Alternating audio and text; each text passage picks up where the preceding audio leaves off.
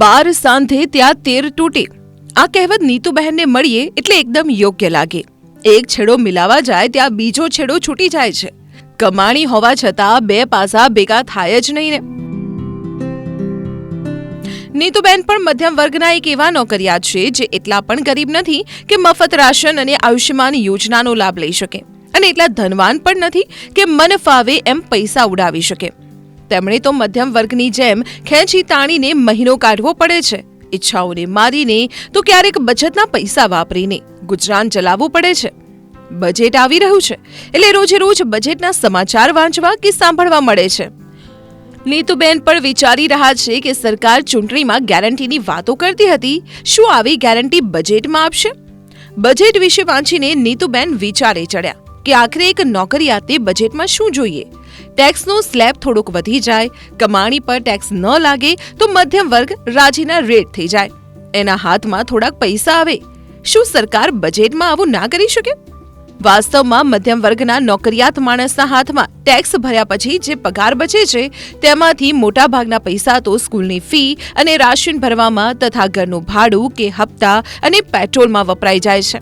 આમાંથી જો થોડા પૈસા બચે તો તે વીમાના હપ્તા ભરવામાં અથવા તો રોકાણ કરવામાં ખર્ચ થઈ જાય છે.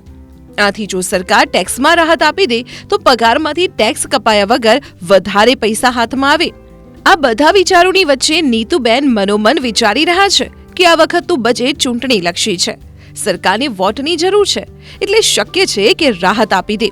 આશા રાખીએ. આનાથી વધારે બીજી કઈ ગેરંટી જોઈએ? એટીસીની લિમિટ વધી જાય તો મજા પડી જાય. છેલ્લે 2014-15માં લિમિટ વધી હતી. અત્યારે એટીસીની લિમિટ માત્ર 1.5 લાખ રૂપિયા છે. નીતુબેનને આ લિમિટ વધારવાની ગેરંટી જોઈએ છે. 1.5 લાખની લિમિટ તો સ્કૂલ ફી અને પગારમાંથી કપાતા પીએફમાં જ પૂરી થઈ જાય છે. આ સિવાય બીજે રોકાણ કે બચત કરીએ તો તેનો લાભ લઈ શકાતો નથી. પણ નીતુબેનને થયું કે જો સરકાર આ લિમિટ વધારી દે તો લાખો લોકો પાસેથી આવતો ટેક્સ બંધ થઈ જાય, એટલે સરકાર આવી ગેરંટી નહીં આપે. ચાલો તો બીજી કોઈ ગેરંટીની આશા રાખીએ. બીજું કંઈ નહીં તો હેલ્થ ઇન્સ્યોરન્સના પ્રીમિયમમાં તો રાહત આપવી જ જોઈએ. સરકારે સંપૂર્ણ પ્રીમિયમ પર ટેક્સ બેનિફિટની ગેરંટી આપવી જોઈએ. અત્યારે 25,000 રૂપિયાના પ્રીમિયમ પર કર લાભ મળે છે, પરંતુ નીતુબેન વર્ષે 40,000 રૂપિયાનું પ્રીમિયમ ભરે છે.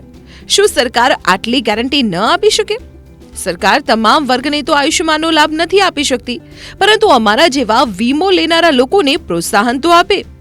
દેશનો નોકરિયાત વર્ગ બસ આટલી જ ગેરંટી ઈચ્છે છે કે ઇન્કમ ટેક્સ ઘટે અને રોકાણ પર મળતી લિમિટ વધે તો હાથમાં બે પૈસા બચે.